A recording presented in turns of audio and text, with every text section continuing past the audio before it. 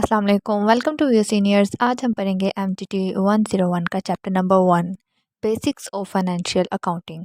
अगर अभी तक आपने मेरे चैनल को सब्सक्राइब नहीं किया है तो अभी सब्सक्राइब करें और साथ ही साथ बेल आइकन को प्रेस करें ताकि मेरे आने वाली हर लेटेस्ट वीडियो आप तक पहुंचती रहे। चैप्टर नंबर 1 में हम फाइनेंशियल अकाउंटिंग की बेसिक्स पढ़ेंगे। सबसे पहले यहाँ पे अकाउंटिंग की डेफिनेशन है। अकाउंटिंग बेसिकली एक लैंग्वेज है, जिस तरह C++ कंप्यूटर की लैंग्वेज है, इसी तरह फाइनेंस की लैंग्वेज है अकाउंटिंग। अकाउंटिंग एक लैंग्वेज है जिसके ज़रिए हम फाइनेंशियल इंफॉर्मेशन को कम्युनिकेट करते हैं और अंडरस्टैंड करते हैं।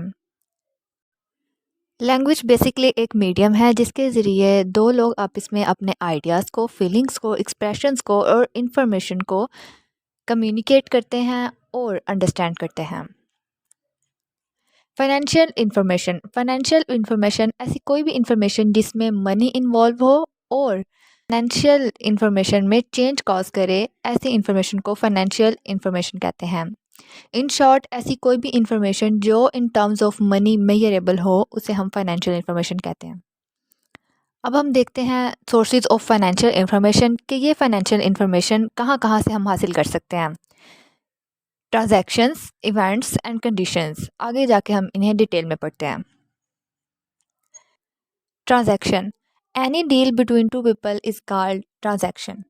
दो लोगों के दरमियान होने वाली कोई भी डीलिंग को हम ट्रांजैक्शन बोलते हैं। अब डीलिंग की बेसिकली दो टाइप्स हैं, social motive dealing and economic benefit dealing. Social motive dealing वो वाली होती है जिसमें हम मनी इन्वॉल्व नहीं होती, जैसे एक इंसान दूसरे इंसान को बर्थडे गिफ्ट देता है, it is a social motive dealings. Economic benefit dealings वो होती हैं जिसमें मनी इन्वॉल्व होती है और जो in terms of money measurable होती हैं और जो फाइनेंशियल इंफॉर्मेशन में चेंज कॉज करती हैं। क्राइटेरिया, इससे हम ये रिजल्ट निकाल सकते हैं कि हर वो ट्रांजैक्शन जो in terms of money measurable हो वो अकाउंटिंग ट्रांजैक्शन होती है, और हर वो ट्रांजैक्शन जो किसी एंटिटी की किसी पर्सन के साथ हो या फिर दो पर्सन्स के आपस में हो वो अकाउंटिंग ट्रांजैक्शन कहलाती है। Second source of financial information, event. Event क्या है? इवेंट कोई भी इंसिडेंट को हम इवेंट बोल सकते हैं। कोई भी वाकया, कोई भी हादसा, इसे हम इवेंट बोलते हैं।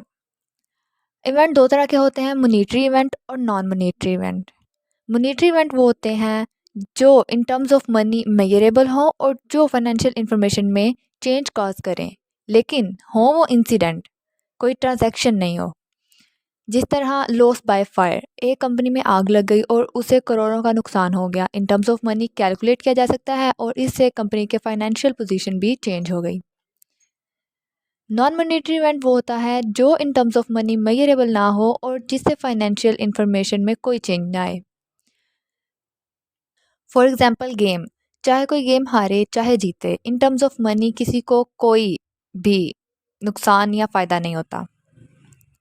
Condition, third source of financial information. Condition है कि पहले से रिकॉर्डेड ट्रांजैक्शन या फिर पहले से रिकॉर्डेड कोई इवेंट, उसमें जब कोई एडजस्टमेंट की जाती है उसे हम कंडीशन बोलते हैं। यहाँ पे कोई इंफॉर्मेशन नहीं है, यहाँ पे रिकॉर्डेड ट्रांजैक्शन और इवेंट में एडजस्टमेंट करने को हम कंडीशन बोलते हैं कि हमने रिकॉर्डेड ट्रांजैक्शन भी फाइनेंशियल इंफॉर्मेशन है, इवेंट भी फाइनेंशियल इंफॉर्मेशन है। इस तरह हम इसकी डेफिनेशन इस तरह से बना सकते हैं कि पहले से रिकॉर्डेड फाइनेंशियल इंफॉर्मेशन में जब हम कोई एडजस्टमेंट करते हैं उसे हम कंडीशन बोलते हैं। इसकी एग्जांपल इस तरह से ले लेते हैं, जिस तरह हम हर साल कंपनी के एसेट से डेप्रिसिएशन निकालते हैं, तो ये एक कंडीशन होती है। एक प्रॉपर वैल्यू के अकॉर्डिंग हम उसकी डेप्रिसिएशन निकालते हैं। Money measurement concept. Money measurement concept के अकॉर्डिंग जस्ट कैश ही मनी मेजरमेंट में नहीं आता, मनी ही सिर्फ मनी मेजरमेंट में नहीं आती, जो पेबल्स और रिसीवेबल्स होते हैं वो भी कैश में और मनी में इंक्लूड होते हैं, उसे भी हमने मेजर करना होता है in financial accounting. Financial position, किसी भी एंटिटी का जो स्टेटस होता है सोर्सेज एंड रिसोर्सेज का, उससे हम फाइनेंशियल पोजीशन बोलते हैं। एंटिटी की इन्फॉर्मेशन मैंने सेपरेटली नीचे लिख दिया है। एंटिटी कोई भी ऑर्गेनाइजेशन जो एक या एक से ज़्यादा इंडिविजुअल्स ने मिलकर बनाई हो एक बिज़नेस को रन करने के लिए और उसकी एक सेपरेट एग्जिस्टेंस हो, उसे हम एंटिटी बोलते हैं। और यहाँ पे हम पढ़ेंगे सोर्सेज एंड रिसोर्सेज क्या है। रिसोर्सेज किसी कंपनी के पास जो भी एसेट्स होते हैं, कुल सरमाया जितना होता है, उसे हम रिसोर्सेज बोलते हैं। जिस तरह हम बोलते हैं कि आपके पास इतने रिसोर्सेज हैं कि आप ये अफोर्ड कर सकें। और सोर्सेज होते हैं कि उन एसेट्स को परचेज करने के लिए हमारे पास जो कैपिटल है, जो फाइनेंस है, उसे हम बोलते हैं sources. Asset is equal to liability plus equity, ये बेसिक अकाउंटिंग इक्वेशन है जिसे हम आगे आने वाले लेक्चर्स में पढ़ेंगे। Next, functions of financial accounting, इसे हम अकाउंटिंग साइकिल भी बोलते हैं।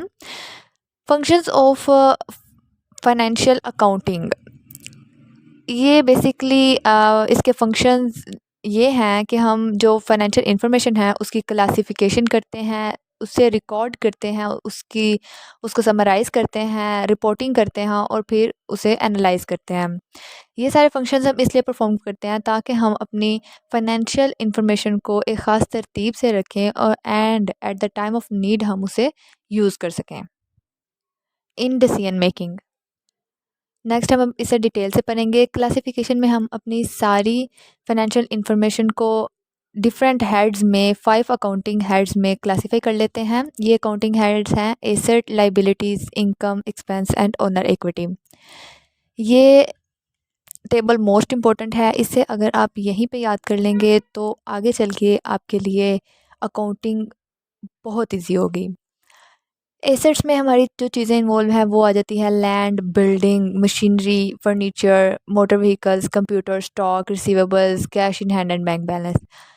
एक्सपेंस में हमारे सारे बिल्स आ जाते हैं, हमारी जो एम्प्लॉयज़ की सैलरीज़ हैं वो आ जाती हैं, ट्रैवलिंग की एक्सपेंस आ जाते हैं, एडवर्टाइजमेंट आ जाती है, स्टेशनरी आ जाती है और हमारे रॉ मटेरियल की परचेजेस के एक्सपेंस आ जाते हैं।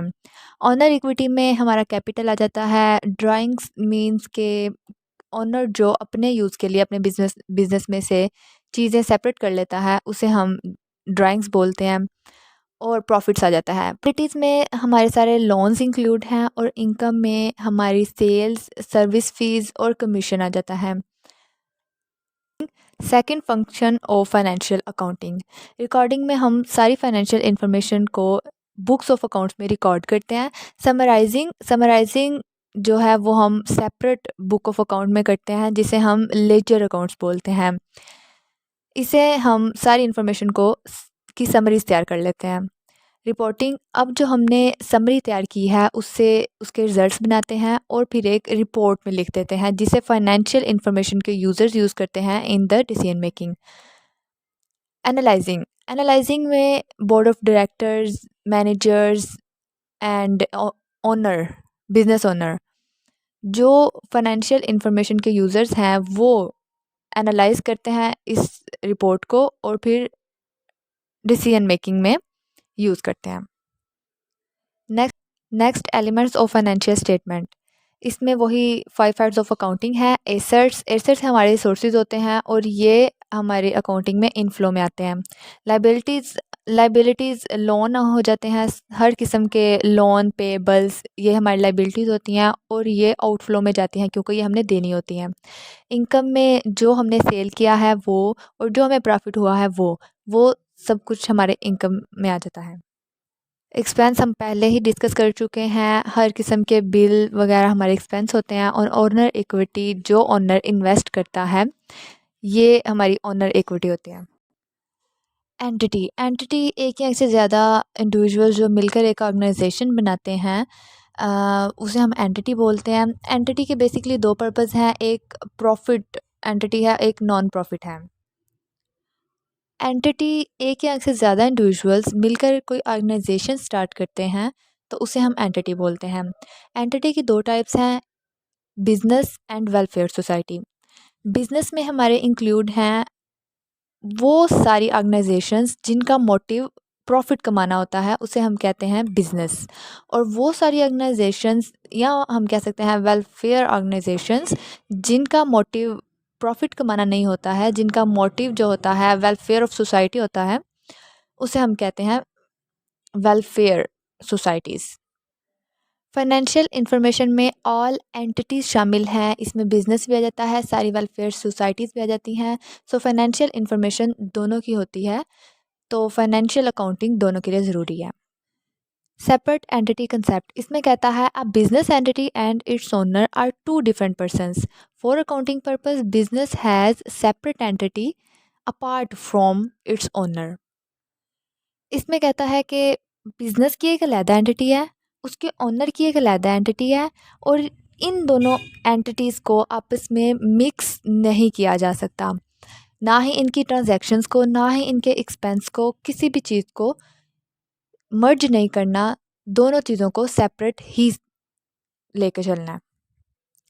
नेक्स्ट हम पढ़ेंगे यूजर्स ऑफ फाइनेंशियल इन्फॉर्मेशन के हमारी फाइनेंशियल इन्फॉर्मेशन को कौन कौन इस्तेमाल करता है।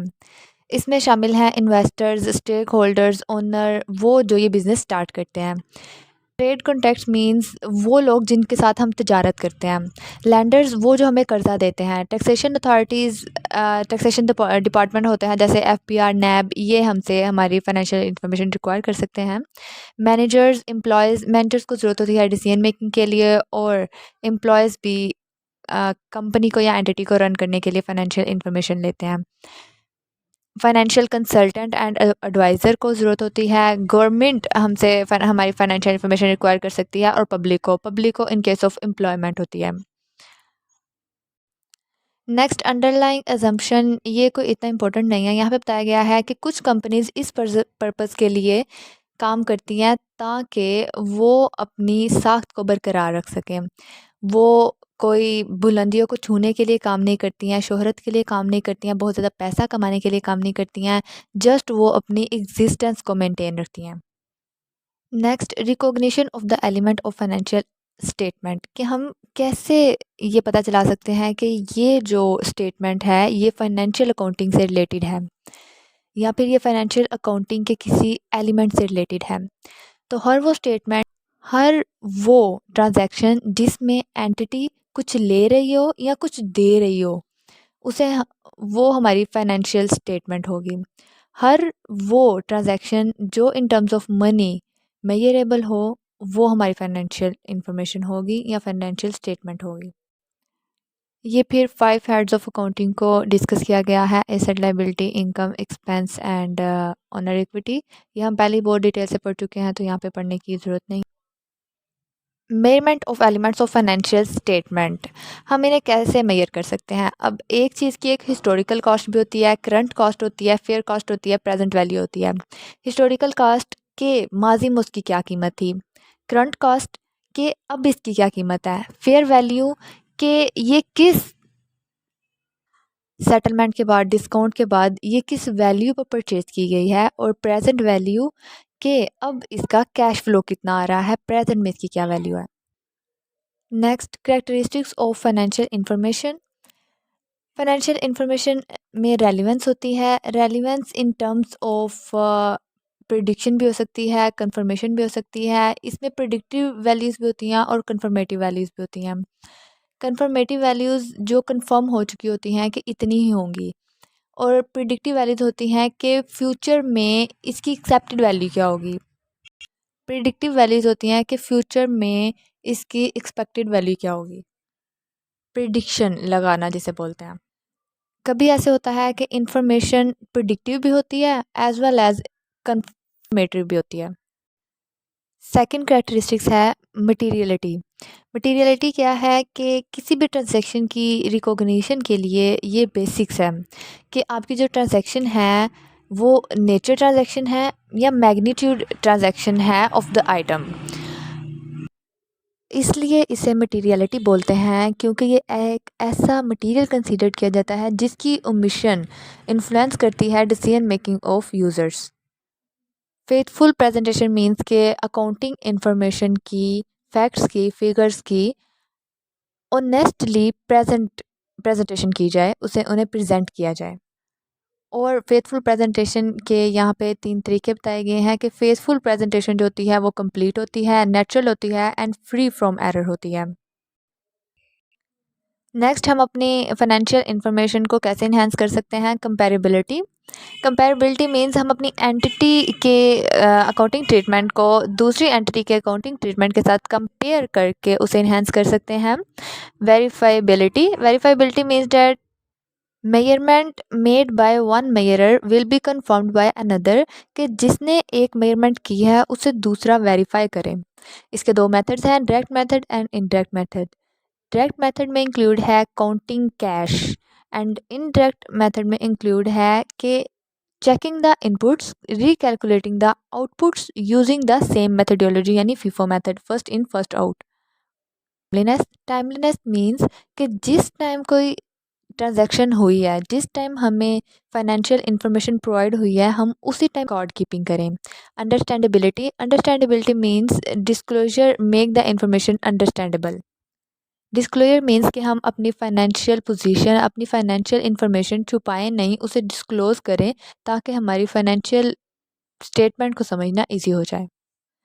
ये था आज का लेक्चर। अगर किसी को MGT 101 के हाईलाइटेड हैंगआउट्स चाहिए तो वो डिस्क्रिप्शन में दिए गए व्हाट्सएप नंबर या मेल के ऊपर कॉन्टैक्ट करें। अगर आपको मेरा कंटेंट अच्छा लगा है तो इसे शेयर करें, सब्सक्राइब करें, लाइक करें और अपने फ्रेंड्स के साथ डिस्कस करें।